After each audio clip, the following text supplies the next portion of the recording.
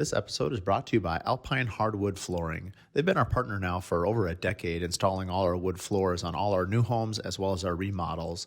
And on a personal level, Adam and Anthony Jankala, the owners, are just absolutely amazing people. They've been so supportive of my career as well as doing anything we need to make sure that our clients are happy. And they work so well with our other vendors and trade partners at not only protecting their product, but also ensuring everyone else's looks great. So if you're looking for a wood floor or for a refinish, I highly recommend Alpine Hardwood Flooring. Find them at alpinehardwoodmn.com or alpinehardwoodmn on Instagram. You can kind of see it when you drive down major streets now. You can tell that they started the conceptual design in a program like SketchUp because it's easier to do some things in these programs than it is others. The design is biased towards some things because it's easier to do it in the program. But so we try not to be hamstrung by what the program does. So, that's where hand sketching comes in.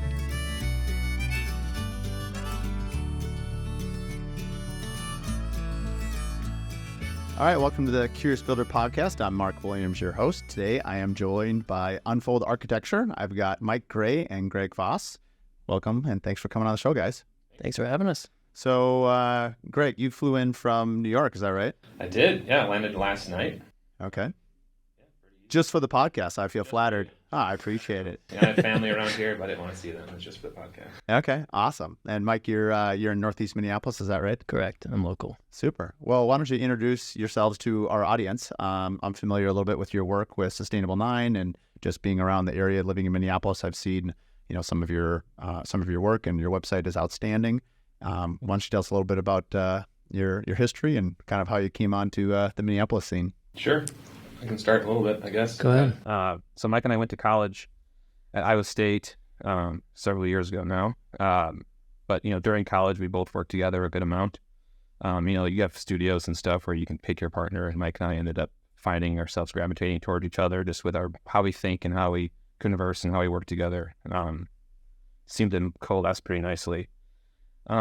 So after college, I worked out in Lake Tahoe in California area for a few years, and then Mike moved up here and worked for BWBR, a big commercial firm. I'll let you talk about that. But out in Tahoe, I was working for a residential architect out there their name is Kelly and Stone Architects. So I learned that I kind of have a love for residential architecture while I was out there. But after a few years, came home.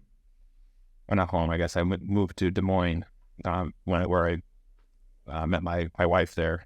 So she was living in Des Moines, so I moved back for her. And then I had an opportunity to do a house for a friend's dad in Sioux City, actually. And so that was my first house I did by myself. I was like, this is kind of interesting to have the one-on-one connection with the client, which you don't have when you're working for someone else's firm.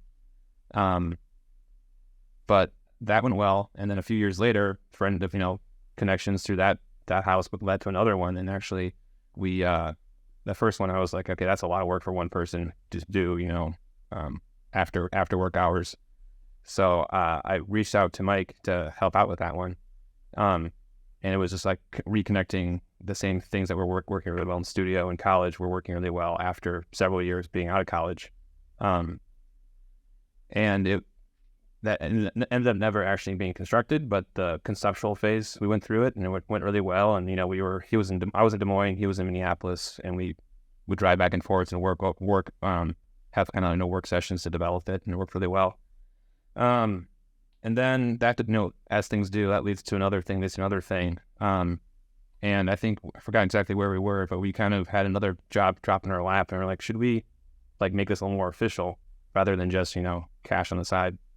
Because you were living in Des Moines at the time, you're no longer working for Kelly and Stone Architects. Correct, yeah. What were you doing during that time? Just for a different firm. I see. A smaller startup. I've always worked for startups my entire life, which is another thing. We kind of a good connection between us. Yeah. Big firm experience and a smaller firm experience. So it was a commercial firm that does a lot of tenant improvement. Did a lot of work with Nationwide down in Des Moines and big corporate office spaces, so nothing very passionate about that. But so after, I think we had another job that kind of connected us, and we formalized it and said, this is something we really want to pursue. And at that point, we both were working for these other firms, and we had to maintain some sort of foot in the industry here to try to develop enough work to actually jump ship from our 9 to 5s. I'll let you take it from there.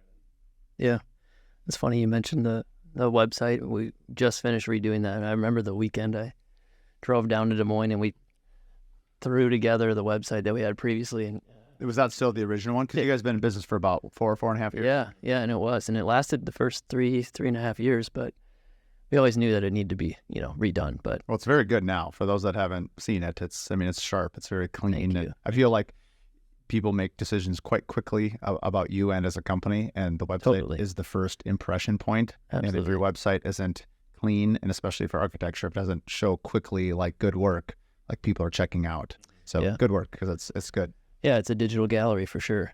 We worked with someone local here to do that hybrid studio. He's been great to work with. He actually does our photography too. But to back up, I went to Iowa State with Greg, obviously, but then I came back up to the Twin Cities, worked at BWBR, which is a larger commercial firm. I worked on a lot of higher education, healthcare, K through 12, some technical lab spaces, very detail-oriented,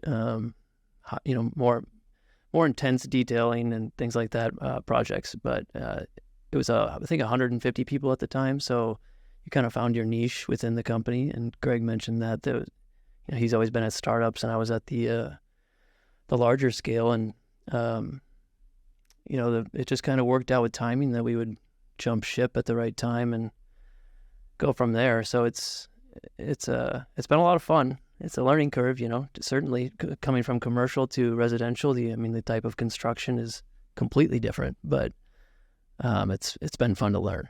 So What was it like? So how long are you guys, so was it 4 years that you guys had worked independently before you guys kind of reconnected? Is that about right? Oh, Timeline? 5 years, actually. Okay. Yeah.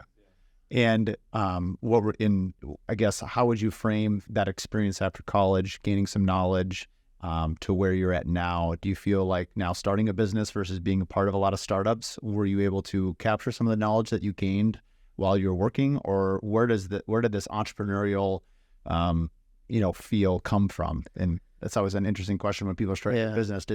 Someone has put out the question before that sometimes it comes from, peers or people or family when you were younger, and sometimes it's out of desperation, like, hey, I don't see anything out there that is really showing me what I want to do, and so they launch out on their own. Yeah, from the experience standpoint, the first 5 years, you're a sponge. We were absorbing everything. We're always sponges, right? We're always learning, but it was an invaluable time learning the process and how to communicate, what needs to go into a set, what doesn't, things like that. But the reason to jump ship, I don't know that I ever knew I would be owning or operating a residential architecture firm. I didn't really think I would end up in that realm, but having worked on a couple projects, early on with Greg, it was like, wow, this is a lot of fun. The scale is different. You get to put your hands on everything down to the smallest details. You can sort of fully encompass your brain around the entire project, whereas working on a 10-story high-rise or something, you're kind of niched into one little element of that project, and it's hard to fully grasp everything at once. So that was an easy decision. The pace of projects and just how quickly you can move from one stage to the next and from one project to the next was attractive. But the entrepreneurial side, I think I don't come from a lineage of entrepreneurs or anything like that, but from the very beginning, we did the whole thing that every middle school kid does. I had the lawn mowing business with the flyers and sold duct tape wallets out of my middle school locker. It was all that kind of stuff. But I think the opportunity just kind of came to be when we started doing these projects one by one on the side, and it was a no-brainer. Why not take that leap and try it? It had that itch.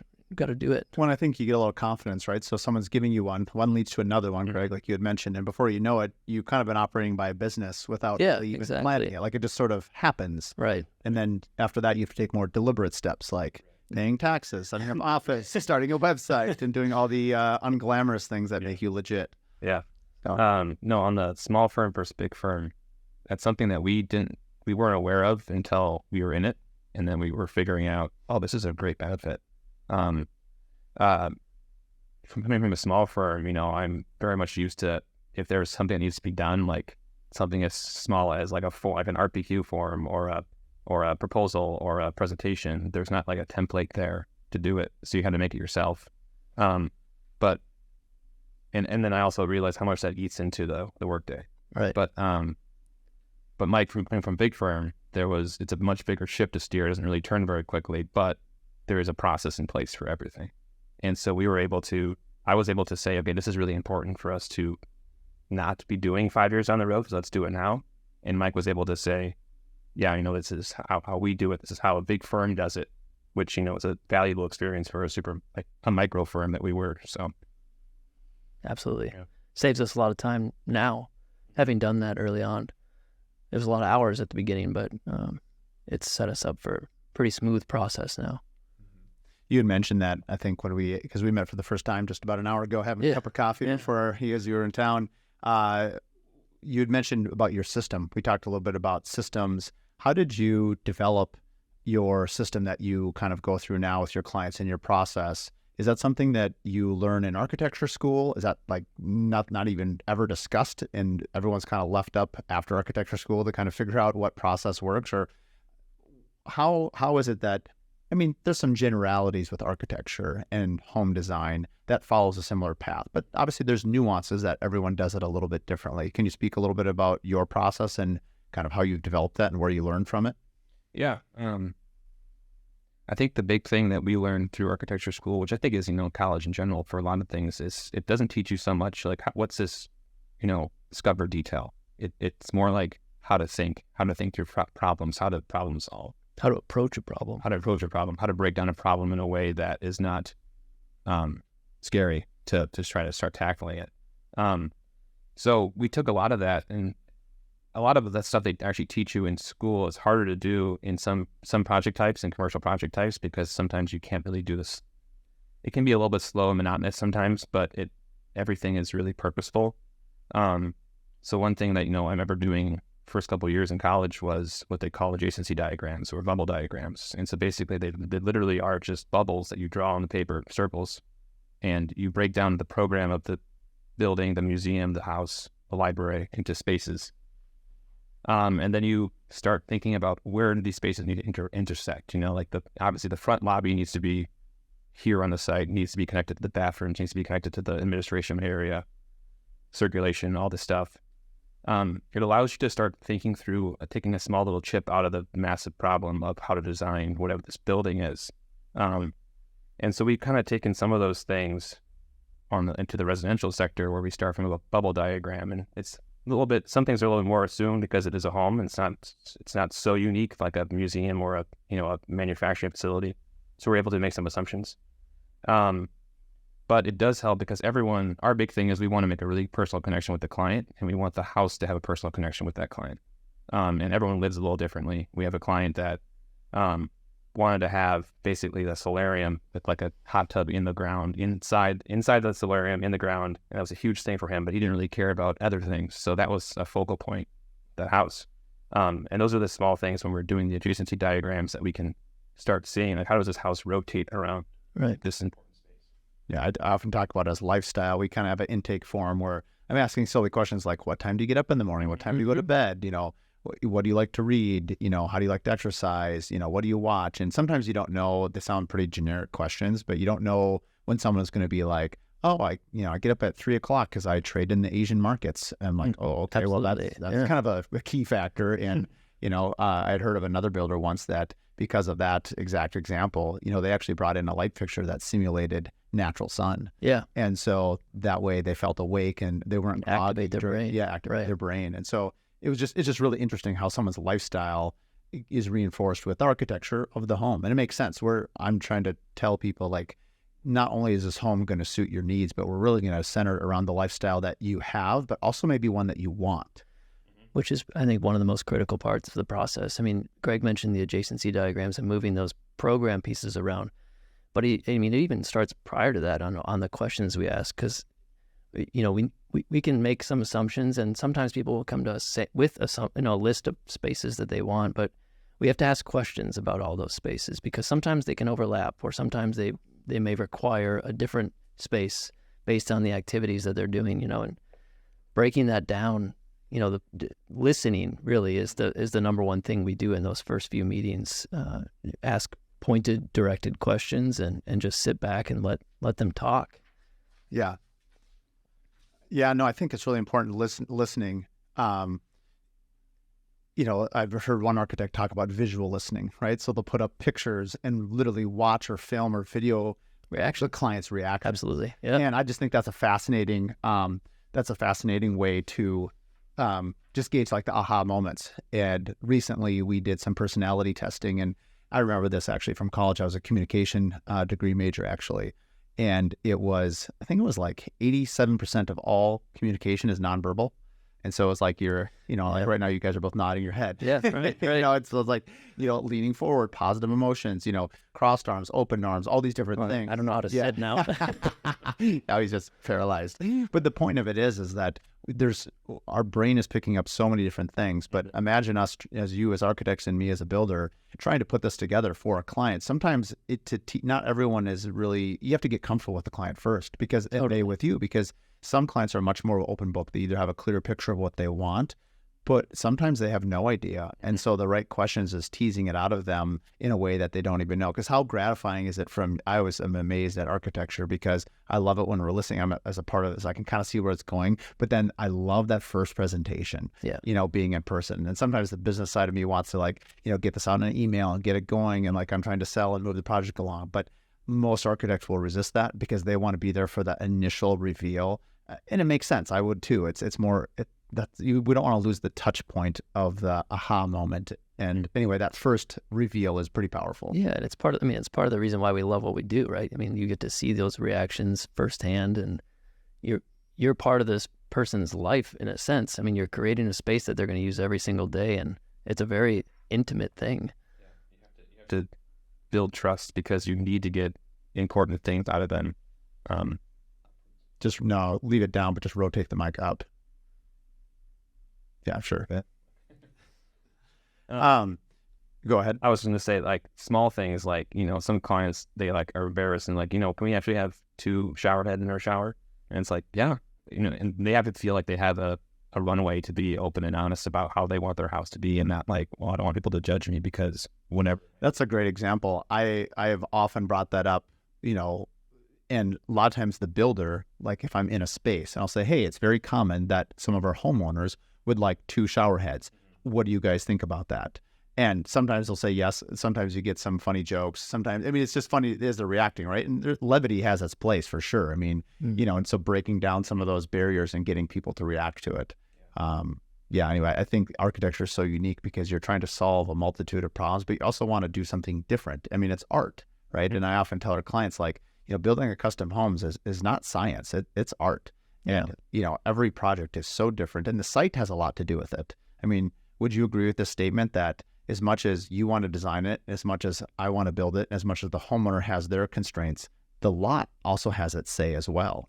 Yeah, absolutely. Sometimes the lot dictates everything. Yes. Surroundings of the lot, outside of the lot, we always start with every single presentation we have with the client always starts with a site plan, and we always reference back to that because you're talking about sunlight with the other client. House positioning, views out of the house. It's one thing if you're building in a development and you don't really have much space and it's going to be what it is, or in the middle of Edina or something. But it's still context. It does inform things, yeah. But we always try to reference back to that. But it is fun when you have more loose say on the site that you can kind of place the house wherever you want, because then if you had the same client with a different house or a different site, the house could be completely different, which is fun. It could still solve all the problems correctly, but it could be completely different because it's just informed by different data. Right. I have an app on my phone called Sunseeker. It's the best $10 I've ever spent in my life. But basically, go out and because I'll often meet, at least in Minnesota, the first point of contact often is with the builder. We have a very strong builder group here, and it seems like a lot of clients will reach out to us sometimes before architects. And so I'm going to walk the land with them. They might buy, are they going to buy it? Is it something that they already own?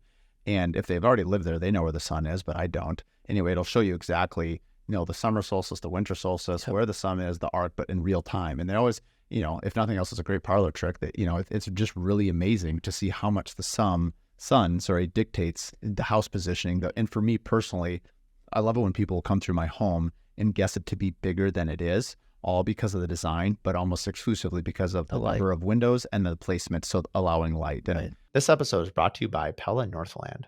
For 19.5 years, I've been building homes, and 95% of all of my homes have used Pella windows. I couldn't be happier to call them a partner in our builds and our remodels. Whether you're an architect, a designer, or a remodeler, I'd highly recommend Pella windows. They can fit old homes, new homes, reclaimed, commercial, and really everything in between. Pella is a company that we trust and that we recommend to our clients. Additionally, in management, Peter and Ed have just been absolute fantastic people to work with, as well as mentors to me personally. So when it comes time to look for a window, I'd highly recommend Pella windows. Find more at PellaNorthland.com. Also, if you're interested, you can hear episode 1 where I interview Peter and Ed together for a great listen on business and Pella windows. This episode is brought to you by Adaptive. Adaptive is an AI technology that we use for all our cash flow management. If you're in construction, you know how difficult this is. The days of importing all your invoices, cost coding them, asking 10 people in your office where they get coded, is this job approved, is this invoice approved, making notes, all of that is now done through AI. Your invoices get automatically uploaded. After that, all you have to do is cross-check its accuracy per the jobs. This is now saving us hours per job per month, because with a click of a button, you can now have the draw process automated, which has been a complete game changer. On top of that, it's going to track your lien waivers as well as your certificates of insurance, making sure that everyone is in compliance before their bills are paid. This is saving us hours and hours per job per month, all with a click of a button. If you want to know more, check out adaptive.build. Additionally, we interviewed Matt Covano on episode 15 of the Curious Builder Podcast. You can find out more about it on our website as well at thecuriouspodcast.com. Sunlight is such a powerful part of our lives. And so I love when architecture captures that. Yeah. And it seems like every architect, when you say sunlight, they just like light up. Yeah, I totally agree. But one of my friends gives me crap about picking camping sites because we always want to be on the east or the north shore, right? Because you get the sunset and the gradual, flow of the day, and the capture. You get basically sun at all times, and you get the beautiful views at the end of the day. But it's a interesting part of design too, because we can now model these homes on the sites and we lay that information that you just mentioned over every site plan, so you can see where the sun's hitting at what time of year. But you can model these overhangs to perfectly time out and to either shade or bring sun in the winter months at the right time and bring in heat. And there's a million things we could talk about in terms of sunlight and how it affects design. But the fun part is we can model it so accurately now, and it can truly be a video of every sun time throughout the entire year and how it affects your interior space. What program do you guys use to draw in? We use a few different ones. We do still do a lot of hand sketching from a conceptual standpoint, not like for renderings or anything, but just to get quick ideas out. But then it kind of goes to a few different phases of using like SketchUp, which you might have heard of. Yep. Pretty popular. Mm-hmm. We use that for quick conceptual design to move things quickly, but it's hard because you can kind of see it when you drive down a lot of different major streets now. You can tell that they started the conceptual design in a program like SketchUp because it's easier to do some things in these programs than it is others. So it's kind of like the design is biased towards some things because it's easier to do it in the program. But so we try not to be hamstrung by what the program does. So that's where hand sketching comes in. But it does allow you to help mass out things. And then we'll use a rendering program called Enscape that does a lot of the realism, puts a realism filter on it basically. But then all of our construction documents are all in Revit. Okay. So a number of different, those I assume all kind of play together. I mean, as far as like the work that you're doing in SketchUp doesn't get lost into the next program, or? Yes and no. Yeah. There is some redundancy that we have to build in both programs, and there are ways to streamline that, which we take advantage of, but it's definitely a transition that takes time. So. Yeah. And when you had mentioned, that obviously it's going to limit some of your forms, between the different softwares. The fact that you're versed in 4 different ones, I have to believe, is extremely helpful in turning like I'm just curious, the creative process, when you start seeing this home on lay, do you have a pretty, like, how does it, walk us through like your brain pattern? I'm always just kind of interested, like how architects see things, how you're able to, is it each stepping stone helps you also see it? Just like those stepping stones of software is also encouraging you to kind of develop it within your own, like you only have to worry about, this section now, Correct. and then the next, you can expand it. Is that It kind of goes back to the process question you asked. the bubble? Yep. Because then it sounds silly, but you make these bubbles, and the bubbles range in different sizes. So the powder bathroom could be really tiny, whereas the living room's massive because it does take up different size. It's not perfect, but it's hints at it. And then you just kind of start. It sounds simple, but wrapping walls around that and starting to see how those forms start to work together. And that's when we use SketchUp, when we kind of go into what we call white massing, which is just no color, no texture, just blocks on the site to see how things interact. And then you kind of just start carving away at it.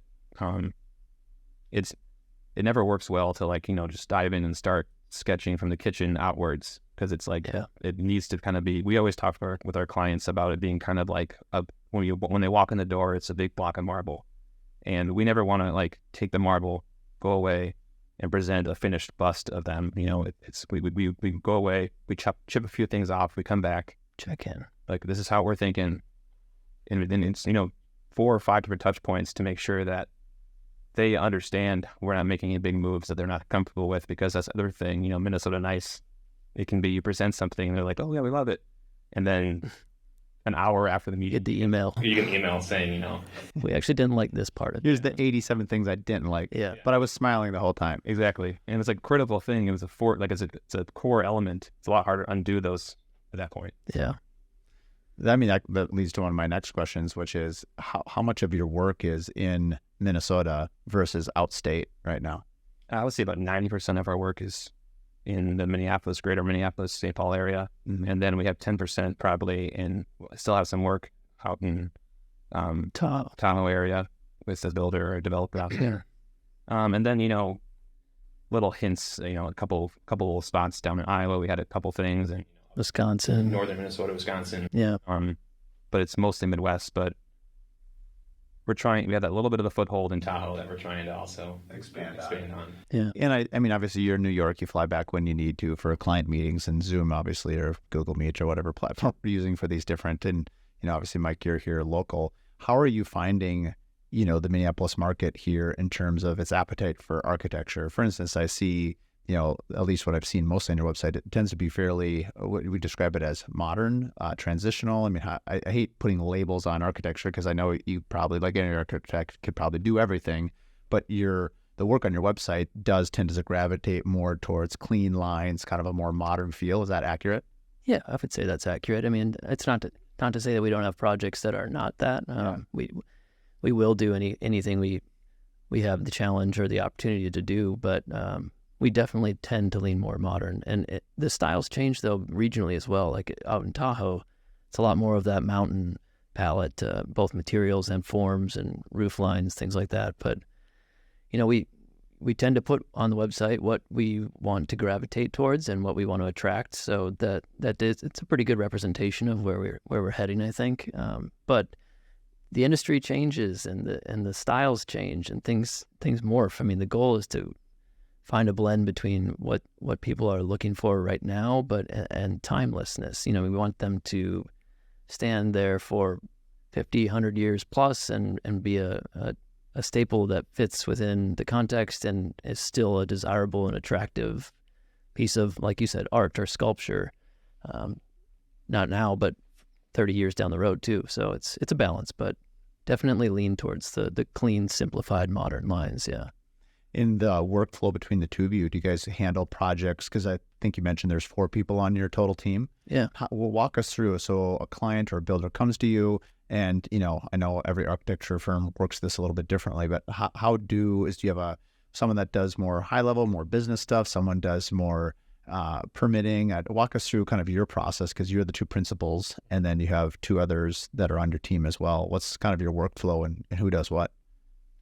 I tend to handle a lot of the, quotations, boring business stuff, because I really enjoy it. For some reason, it was one of those things I didn't know I would until we started doing it. But, And then Mike tends to handle, so that's, I mean, you could see that as like, the extreme front end. So, before even clients are in the door. And then Mike tends to handle most of the interaction with the builders and the contractors and the, construction administration, we call it. So he's on the phone a lot with people that, solving problems that are come up, because there's always problems. There's always issues that come up. And then we kind of merge. We try to always both have connections and times that we are working on the conceptual design together at that stage. And Jack and Evan too as well. Yeah, that's true. Because it's always better when it goes through a few filters of people's interpretations and experiences, and there's never the best design when someone just kind of goes away for 3 weeks, comes back and says, "Look at this." I mean, it's the same thing you just said to your client, right? Exactly. This block of marble and you're cutting it away, but internally you're doing the same thing. You have to check in and collaborate, pick each other's brains. It always leads to a better product. I've always wondered about this. So when you have multiple people working on a single project, does it end up being a little bit like presenting your argument? Like, Mike, if you felt like this should be this way, and Greg, you felt like it should be another way, is it ended up like, hey, you have a conversation, you kind of defend your points a little bit like, hey, this is why I think it's better. And then at the end of the day, I'm not going to say it's a dispute, but you're both challenging the other person with why you think it's the best. How does that get worked out in a partnership? If you both, or does it just because you respect each other? Sometimes you're willing to like, what, this is not the sword I'm going to die on. I'm going to let this one go. I'm going to fight Mike on the next one. Yeah, right. How do you handle some of those? Pick your battles. Yeah. How do you handle some of those? No, I mean, it's exactly what you just said. It's out of respect. I mean, if design school teaches you anything else, it's how to defend your ideas, right, and pitch them to people. You have design critiques. And say differing opinions in a kind way that's not right. tearing it down. Just right. Yeah, challenging it, exactly. And it's always going to lead to a better product. So it's always, understood that any kind of critique or questioning is out of respect and out of desire to make the project better as a whole. So it's an environment where we are very open to feedback, and we've, from the very first day, we said if there's ever anything that's problem between us, we need to lay it on the table and have a conversation. You probably gathered by now that we're both pretty mild-mannered people. We're not extremely animated or highly volatile or anything like that. So it's a very simple thing for us to just sit down and have the conversation. And if something's not jiving between us on a design or a business choice or anything, we just talk about it, and it's always a novel concept right there. Yeah, right. Turns out this podcast is also relationship based. If you have an issue, turns out talking about it is helpful. Yeah, if only more of us did that. But yeah, I think we also, from your side of the table, we also like to bring in the builders that we work with and discuss things with them not just from a pricing side, but also from a constructability side. Mm-hmm. And that from even their opinions, like you mentioned, we have a pretty close relationship with Sustainable 9 here locally, and we'll very often we'll discuss designs with them before they even present them to the client, just to make sure that we're all on board. We all have the, an equal footing to speak whatever our opinion might be about the design that might need to be changed, or just a challenge. Like, hey, did you think about this? Yeah. Do you think, speaking of Sustainable 9, I know Chad and Ryan, they're going to be on episode 29 here, or they've already been aired by the time this one will have been aired. And it's kind of interesting because I think one of the things we ended up talking about was, external insulation is coming to Minnesota's code, I think, in just a few years. Mm-hmm. And they've been ahead of the curve for a while now, in geothermal. I mean, even some of their marketing is very, I'm not going to call it greenwashing because I think they actually back it up. But mm-hmm. I mean, that concept, they're very interested in like eco-friendly. I feel like they do attract a lot of clients that way. As an architecture firm that was kind of starting, how much of that was part of your kind of work-in process with Sustainable 9? And for those that don't know what we're talking about, doing some external insulation like 2 inches or 4 inches, or getting as much insulation to the outside of the envelope is going to make your house, from a rating point of view, and your HERS score is going to, just drop, which is awesome. It gets you closer and closer to a net zero home, or just a more and more efficient home. How closely does that align with your personal aspirations in architecture, and how important was that into your relationship with a company like Sustainable 9 that seems to focus a lot of their marketing around it? I can go first. For me personally, I would say it's 100% in alignment. I mean, part of the reason I was comfortable doing that or working with them so closely is because of that. I mean, they've been great. We love working with them, and their projects, their process is awesome. But other times, other parts of the country or other builders that we work with, they're not really pushing those ideas as much. And we'll do what we can to promote that sustainability. It's extremely important, in my opinion. And if we have the opportunity to sort of coax a client into the idea of bringing this house up to a much better par, and dropping the HERS score, then we're going to try to do that. I mean, we've got one planet, right? I mean, if we're going to build houses, let's build them right. Well, I think that's something that the United States does a lot of things really well, but one thing we don't do very well, in my opinion, is think long term. And I think a part of it is it's cultural. So I'm not sure if we can change it other than talking about it, I think is really important. I think this podcast is really important to talk about it so that people are educated on it. But, in general, I don't know the actual stat, but let's say that the average person probably lives in their home anywhere from 5 to 8 years, and then they move, because the corporate ladder here is such a fluid one. People are moving in and out, in and out, in and out, where you maybe pick, Europe, where they might stay, or it's generational. People think like, hey, not only am I building this for my family, but someday my kids will buy it, and someday my grandkids will buy it. I mean, triple windows. They don't even make double pane windows in most of Europe. I mean, so I've had other people on from Europe, that have, Finnish backgrounds or whatever. And it's just interesting to talk to them about how culturally they think about a home so much differently than we do. And that being said, like, Americans can build a house really fast, very effectively, which is a superpower for sure. But if we don't consider where it goes long term, any pro has a con. And people like us, you and us in this room, have the most control over that conversation with the client. I mean, we are their team. We are who they're trusting with the project, and we have the opportunity to push it that way. I mean, I don't think there's anyone else that could come into that room and say, hey, you should do it this way, that they're going to believe more. I think what becomes interesting is, we don't, as architects, there's a lot more that about a home than I know as a builder. And there's think of how much more collectively we have than the client, to your point. Right. The real question is how much do we explain to the client versus offer as a few limited suggestions? And then thirdly, how much is just our standard? Right.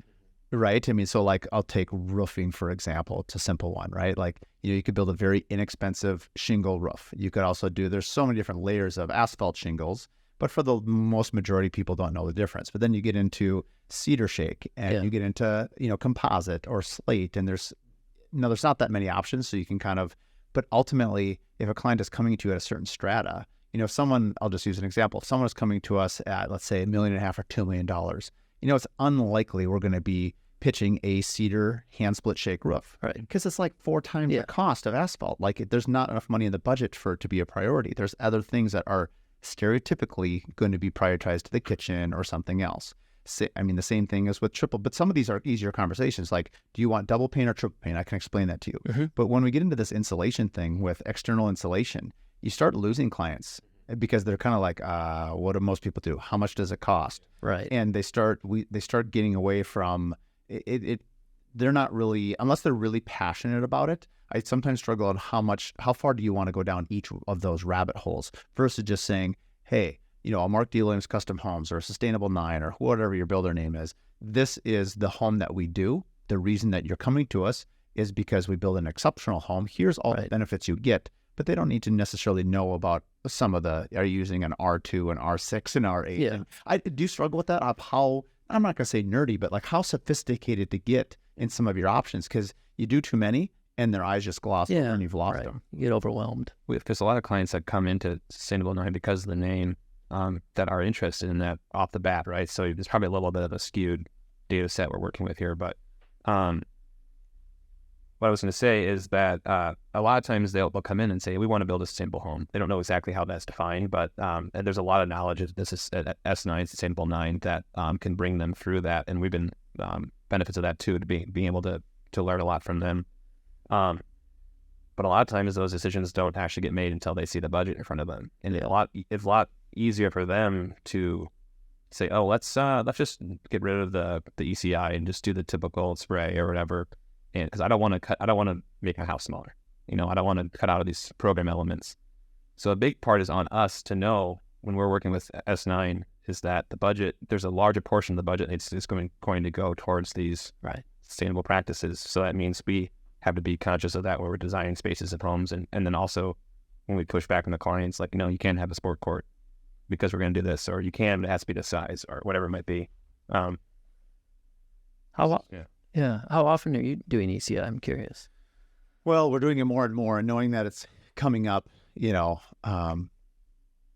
for code here in Minnesota, we're actually have 2 homes up for bid right now that we're doing the insulated sheeting. Oh yeah, right zip away. Or something. Yep. So this one's a zip.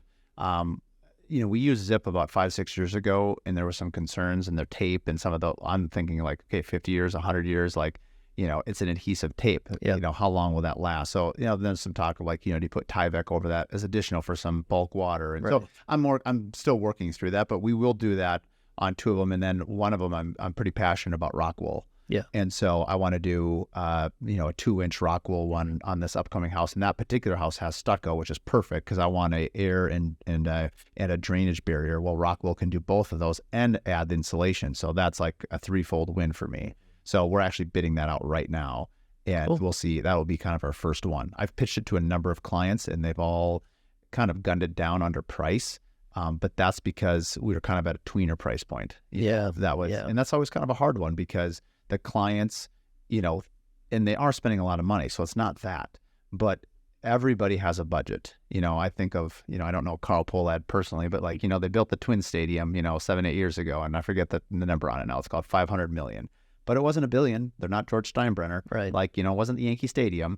And so the point is like, regardless of your budget, you as the designers and myself as the craftsman, and really in some ways I'm in charge of the budget because, we have to hold each other accountable. And, as good as you guys are in architecture, I'm still the one who has to build it. And I often tell that as a selling point to the client, like, you want to assemble the team from the beginning. Amen. And because if you go to architecture first, and it's not that you don't know what you're doing, but I mean, you're in design elements all the day. I'm in pricing all day. And so if we can combine those 2 knowledge sets, you're going to have a rock star house at a budget that you can afford. Keep in mind that's still art. It's not, I know this sounds so confusing and probably self-serving that like, hey, if you tell me I have a 5,000 square foot house and my budget is, let's say, $1.5 million or $2 million or whatever, what am I going to get? And the answer is depends. Yeah. And so I know we're laughing because we're on the industry, but you can see why it's so confusing in a world of consumerism, especially in the United States. When you're used to going to a car lot and picking out, an Audi, a BMW, a Mercedes, a Lexus, whatever car you like. I mean, you can go and see all of them at the same price point and then pick what you want. In a custom home, you can't really do that. Mm-hmm. And, there's so many other hidden things. We're just talking about energy. But what about all the other, like, you could have one house with 20,000 in low voltage. You could have another house with 500,000 in low voltage. Yeah. It doesn't show up in the square foot.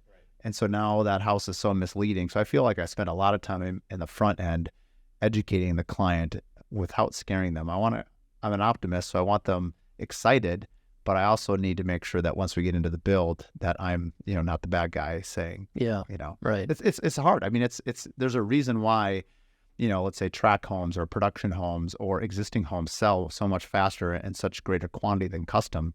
The barrier to entry is a lot of questions and a lot of knowledge. Yeah. And there's a lot. I mean, if you're building a custom home, you obviously have a particular taste in something, whether it could be something like low voltage. You just want a really blinged out house for low voltage, or you care a lot about design, or you care about sustainability. So there's a level of being a little bit particular about something. So we kind of have to figure out what that is, what those clients are all about, and tailor it to that. Yeah, which is like Comes down to like those first conversations you're talking about, just literally the first meeting, just chatting about their lifestyle. Who are you as a human? What are you interested in? Yeah. You want us to push you on your program elements because sustainability is your primary goal, or is having 5 bedrooms your primary goal, and we need to make sure that the rest of the house works. Yeah. Mm-hmm. Was there ever a point of interest where you wanted to be a general contractor? I mean, you both went to school for architecture. Did you ever consider being a general contractor before that? I actually did. Yeah. I don't come from a line of entrepreneurs, but I do come from a line of pretty handy people that have built a lot of things, and that is, I think, what deep down drove me towards architecture. I mean, watched my grandpa build a log home, stripping the logs, that kind of thing. And I did consider construction administration in college, and Greg mentioned that I do a lot of that back end stuff anyways, and that's just because I enjoy it. I mean, I love the details of how things come together. Built out a van recently that I like to camp in, which is it's the hippie side of me, but it's so fun. I mean, it's all about sequencing, especially in a small space like that, which I think is comparable to a custom home. I mean, you're obviously intimately aware with that. It's just one thing has to be done, then the next can be done, but that first thing informs the second, and it's all layered on in the right order and with the right details. That part is fun to me. I think that's a big reason why I got into it. You mentioned you had a lawn mowing business. I had a lawn mowing business as well. So you did? It turns out if you have a lawn mowing business, your chances of actually that'd be a very interesting poll. If you're a high school kid or a grade school kid and you had a lawn mowing business, what are the odds that you end up being an entrepreneur at some point in your life? Probably be pretty high. I wonder. That would be interesting. I think I spent too much time designing the brochures than actually mowing one. Yes. Yeah. Oh, yeah. I've roasted myself a few times on some of my lawn mowing habits in previous episodes. People can tune in for that on another one. What, when you meet a builder or a client kind of for the first time, what is your hope in that first meeting? What are you trying to get out of it or them in terms of like, if you're going to be a good fit? You said builder or client? Builder or client. Because I assume in some ways they're kind of the same, right? Like if I'm the builder, like you want to know that you have to work with me and like, what do I have the talent level to execute, things like that. I guess they're just somewhat different. I would say for me, at least it goes back to what we were talking about earlier about the communication styles. I think you can work through a lot of issues. If you're able to communicate openly and honestly with the other person. So a lot of times there's kind of a little bit of gut, I think, with the clients or builders of like, hey, can we talk across this table and share honestly the issues that we're dealing with or things that you're interested in or whatever. And if that feels comfortable, that doesn't feel forced, or they don't feel like you can't be yourself, or it feels like they're presenting some sort of, slimy side or something, which I never had that issue at all. But for me, it kind of comes down to gut. I don't think I had a lot of like just data points that I would go back to. Yeah, I think a lot of it comes, I can speak to the contractor side. I think every house has, 100,000 questions that need to be answered to figure out how it comes together. And we can figure out which ones to answer in our document set and which ones to, answer on a phone call when they're standing there in framing, and the big thing is just how do we make things easier for the way that you operate? Part of our art is the CD set and how that comes together, and how detailed we get, or how much we leave open for the builder to solve if they desire that in certain cases. So I think it's just having those conversations and learning how you might operate and how you prefer to see something done, or how you prefer to work with your subs on how you figure out a detail from foundation to framing, and we can kind of adapt and tailor our set to work with what how you want to do it. And obviously there's a line there. We're going to protect ourselves and draw it right, and I'm not suggesting that any builder would want to cut a corner, but we have our methods that we think are correct, and we'll do that as long as it's something we can mutually agree upon, which, like Greg said, it just comes down to communicating that. So what you're talking about it is obviously a system of understanding. So this is going to be a two-part question. One is, I've worked now in 20 years of building, kind of three sets of, let's say, home design / architecture, right? So you've got your 6-page plan, that I built maybe 15, 20 years ago, and built many beautiful homes for those clients, and they're very happy. I've worked with home designers and architects where the plan set is anywhere from 25 to 60 pages. And then you have, on the higher end side, I've worked on plans that were 200 to 300 pages. And all of them were homes. All the clients were happy. Can you explain a little bit to just how architecture seems to be very misunderstood in what you get? Like, as the builders out there listening, they're going to understand this very clearly, what I'm talking about. I guess I'm just kind of keeping an open dialogue here because you kind of opened the door with it, Mike, when you were saying that, like, hey, if that builder doesn't need a bunch of interior elevations because they prefer to meet on site and then either have us out or the interior designer out to talk about trim details or coping details or whatever it is that they're passionate about, then I can leave those off the plans because they're going to get evolved later. And, just what has been your experience on kind of that analogy or those examples? It's hard. I can go back to my experience, at least of when I was in Tahoe. A lot of those homes were it depends highly on interior design that's included as well, because those elevation pages can be a lot of pages. But they're typically 80 page sets. Size of house kind of depends a little bit too, but I think when we first worked here, because that was my only experience, and Mike had only done corporate, and those corporate commercial can be hundreds of pages. Minimum, yeah. That we didn't really know exactly what the standard was here, so we just pulled upon the only experience that we both had, which was Tahoe. So I remember, slapping down I think it was like a 50-page set, and the builder was like, "I'm not used to this," and then even like not knowing where different things was in the set. So a lot of times it's talking with the builder and seeing what they're comfortable with. And some builders, they are used to the 6 to 8 to 10 pages. And so we have to figure out how to get the most amount of information into that. And maybe the budget only will allow us to do 6 to 8 to 10 pages or something like that. Yeah. And part of it comes to the client too. Like, what are they particular about? If they're sending us inspiration images that are extremely detailed trim, we're going to have to take that into consideration on how we design and how we document. But I mean, I'm curious, where do you land? What do you like? I mean, that's a great question.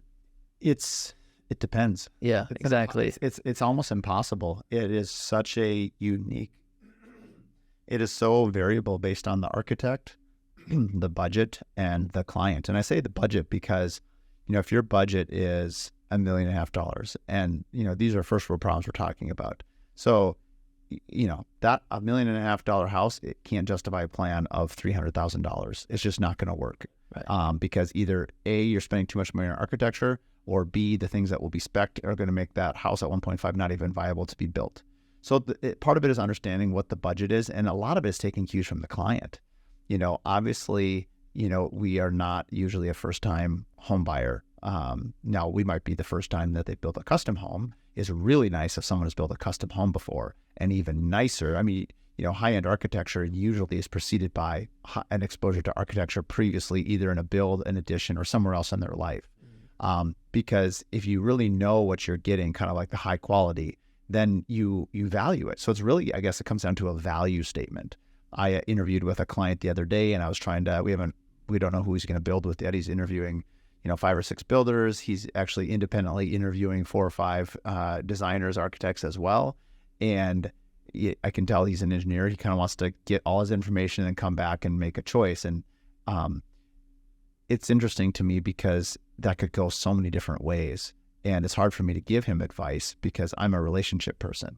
I want to make sure that the journey is enjoyable. I mean, there's a lot of ways to get from, let's say, we're in Minneapolis and you guys are in Des Moines. From here to, actually, there's not that many ways. It's 35W. So let's pick a different way, but you get the that point. Road many times. Exactly. So, I mean, are we flying? Are we taking a boat? Are we taking a train? Whatever destination is. Do we want to get there fast? Do we want to enjoy? Do we want to stop and go camping? And I use these analogies because that's how my brain works, but it's really just understanding what the client value is. And so I don't know. I personally, as a professional, can build all 3 sets. I could build a 5,000 square foot house at 3 different price points with 3 different architecture packages, but they're going to be different homes. I mean, I don't think it's any stretch of the imagination that the 300, and that's ridiculous, a 100 set plan and a 6 set plan is the same house. It is not the same house. No. Not even close. Yeah. Is it 70%? Maybe. Is it 80? That's where it comes down to what does the client value, in my opinion. Right. So I just need to ask better questions is, I guess, how I handle that. So I usually will, I'll interview the client, get a sense of their personality, get a sense of their budget, get a sense of their taste. Yeah, their taste, who they are. And then ultimately, I said, let's interview 2 architects and let's interview 2 designers. And I sit in all the meetings with them because I want to see how they're reacting so I can also prompt questions and ask. Right. Because I'm trying to assemble the team.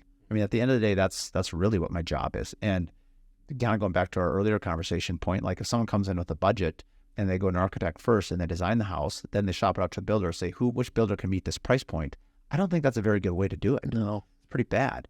And so it needs to really be the whole team. And we talked about this when we were having coffee this morning, but we haven't talked about it yet, but at what point do you bring in the interior designer? And everyone wants to be in there at the very beginning. But Greg, as you were mentioning, not everyone can be driving the bus at the same time. But, who you have in the first couple seats of this bus is pretty important to the experience. And so with that in mind, I guess, where have you seen successful projects land with, involvement in the interior designer? When did they typically come on board with you guys? It depends, because a lot of times it depends on if the builder has interior design in-house, or they have someone that they want to work with. And a lot of times we'll try to bring them in at a stage where more or less the walls aren't moving. We would kind of say that, like, at least the exterior walls, the structural walls aren't moving. But there's also a lot of times I think really good architecture, and I know Mike agrees with me, is architecture that has a consistent story from the exterior to the interior, and they can't be there's not a bookend between the two. So it's hard, because it's like we need to extend this, whatever the story is that we're telling on the outside, to the inside.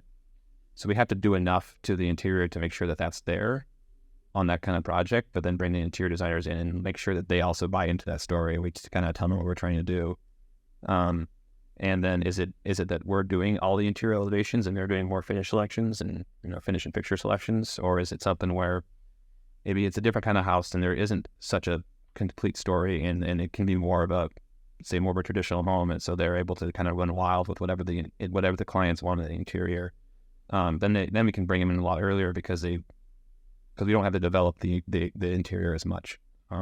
It's hard. I don't think there's a perfect way. It depends on the client, depends on the project. The Tahoe project we worked on, we had at least one of it was really interesting, where we just didn't even really connect with the interior designer much. We designed a lot, we did like interior renderings and everything, and then the client just showed those to the interior designer, and the interior designer just took our renderings around with that and like selected materials that kind of matched it. So it's been a lot. Again, it goes back to communication. Yeah. Because how would you think it's fair to say, we had mentioned this earlier, that, I guess I had said this, and I'm curious if you agree with it, but you sort of have to work with, let's say, an architecture firm, like 2 or 3 homes before you really get a feel like what you're going to get. Do you feel that's also the opposite is true? You kind of need to work with the builder on a couple homes before you really understand what they want, what they're capable of? Yeah, the phone will ring a lot more with some builders than others, and decisions will be made with our input versus not our input.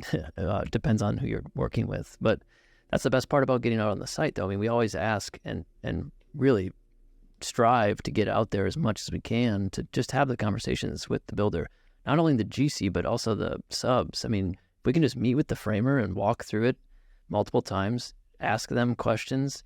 I mean, we just did this not too long ago on a house we walked through, and they had 4 or 5 things in our set that they thought would be better the next time if we changed it. And they were all, totally understandable things. So we're just modifying that, and now the next job, it'll be a lot easier for them, and hopefully the phone doesn't ring as much. But, it's just like you said, it's just a series of conversations and a series of questions that need to be answered at some point in the process. So we refer to that as construction administration. Yeah. Is that even elective? Sometimes I have clients that they'll say, well, I don't want to, I'll be challenged sometimes, where a client will say, usually it's about budget, and they'll say, well, I don't want to pay the architect for construction management. That's your responsibility.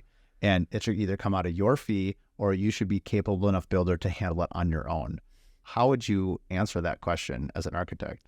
We build in enough into our fee that's baseline to cover our time to go out there at least a handful of times. If nothing else, for our own learning purposes. I mean, you learn so much just walking through a job site. But like you said, it depends on the budget and the fee and the scope, and also the travel distance. That's going to play into how many trips we make. So it depending on how many times we've worked with the builder and how many trips we can expect to need to attend, we'll probably just change our fee structure for that. But we obviously offer that service if the client would like us to do more walks or go out there more frequently. You'll just do like an hourly retainer after, like, once we exceed 30 hours. Yeah, essentially. We'll put that in there. Yeah, we always have it on the contracts, but I think I can count on, on the one hand, the amount of times we actually build additional CA hours. And it's really only there in case, there's last minute client driven directive Oh, can you add a sport court? Wait, what? Yeah. Can you make my Rambler a 2-story? Yeah, please? right. Huh? What?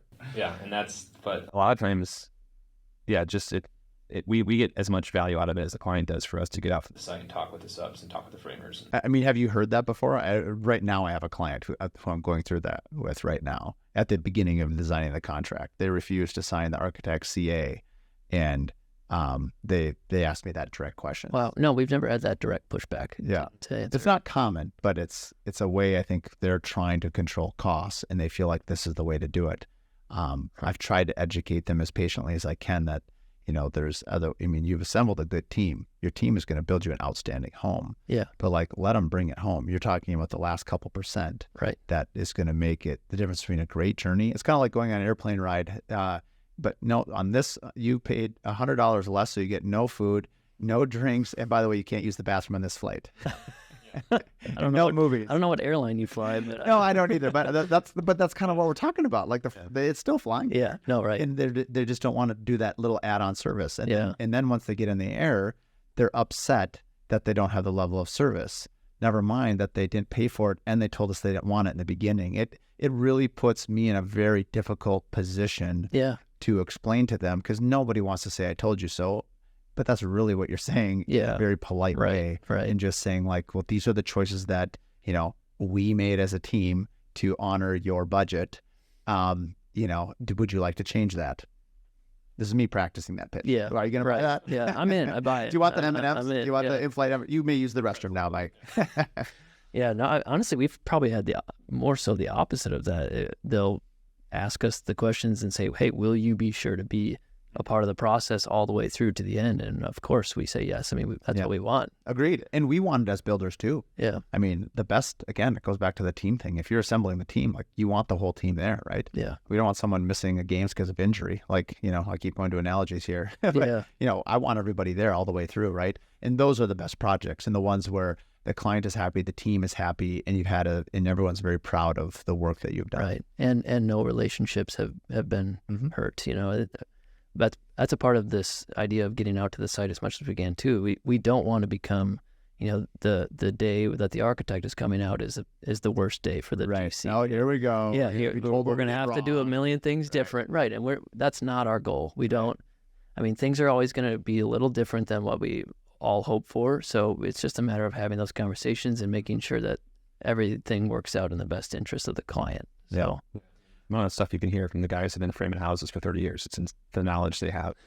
Yeah. The first time I met one of the framers, I think he went through like 4 cigarettes in a matter of 12 minutes. Oh, and he was just, he was a framer. He's a rough and tumble guy. And he kind of put me in my place right away. And I was like, oh, all right. I mean, I get it. And, you just have to stand there and take it for a minute and then say, how can we help? How can we make this better? And then it obviously now we have a great relationship with them now, but it's just. Does he still smoke 4 cigarettes at a time? Like a chimney? Down to 3. Down to 3. He's really moderated.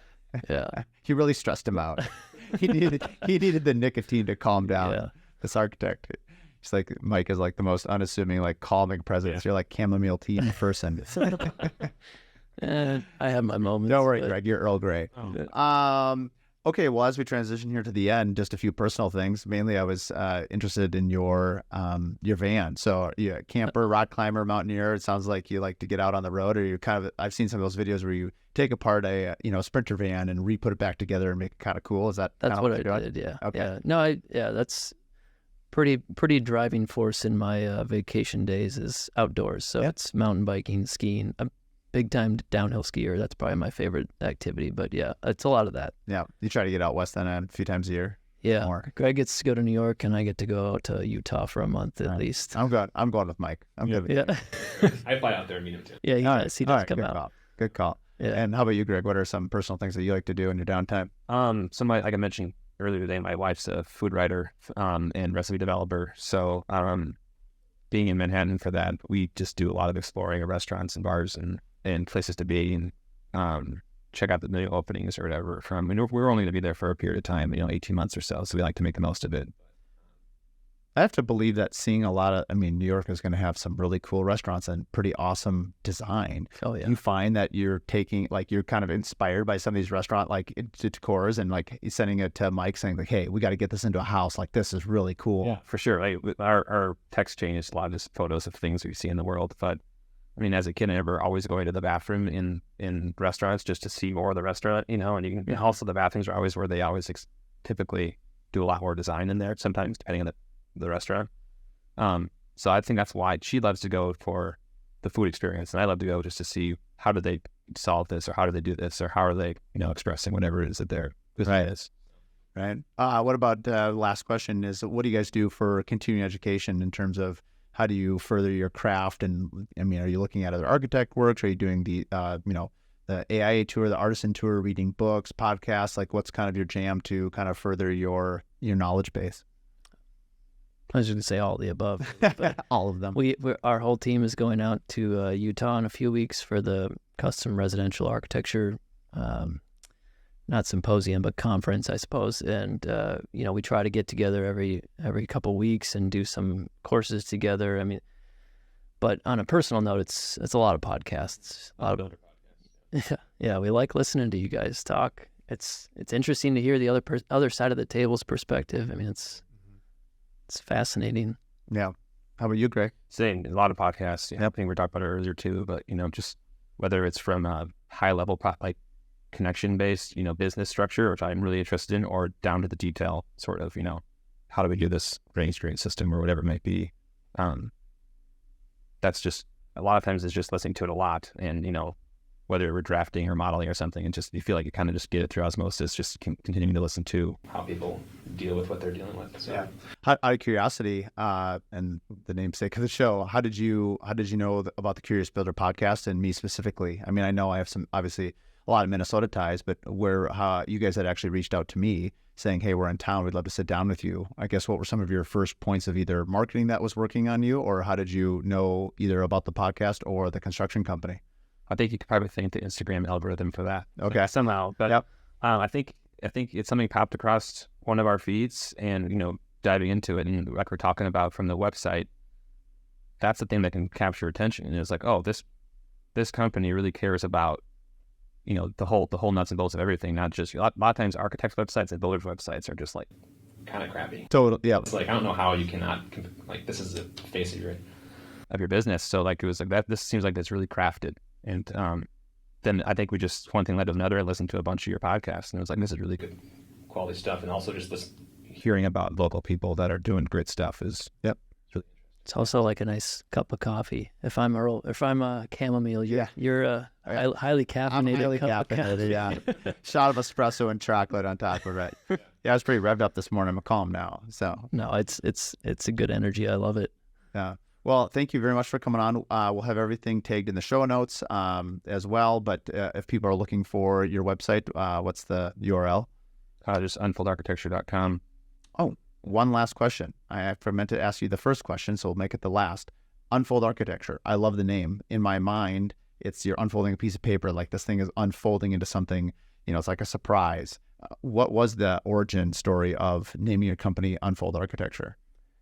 Yeah, it was sort of what you just said. I mean, we were debating a few different words. We worked with a mutual friend of ours to ideate some thoughts on where we could go with it, and we didn't want to do the acronyms of the last names, and we wanted to keep this thing new and agile and young. And the word unfold stood out. It's just it insinuates a process and a product at the end, and it's an active word, and I think it represents how we approach problems. Yeah, I love that. I mean, when I heard it the first time, I was like, oh, I like that. I got to ask this. So, all right, well, I'm glad to remember at the end. Well, thanks again for coming on. Thanks for joining the Curious Builder podcast. And thanks, Mark. All right, thanks, guys. Thanks for listening to the Curious Builder podcast. If you like what you listen to, please give us a 5-star rating and write us a review. It really means a lot. It's a great way for us to just understand what you like about the podcast and what we can keep doing. So like and review, and please share with your friends and family. Find out more at curiousbuilderpodcast.com.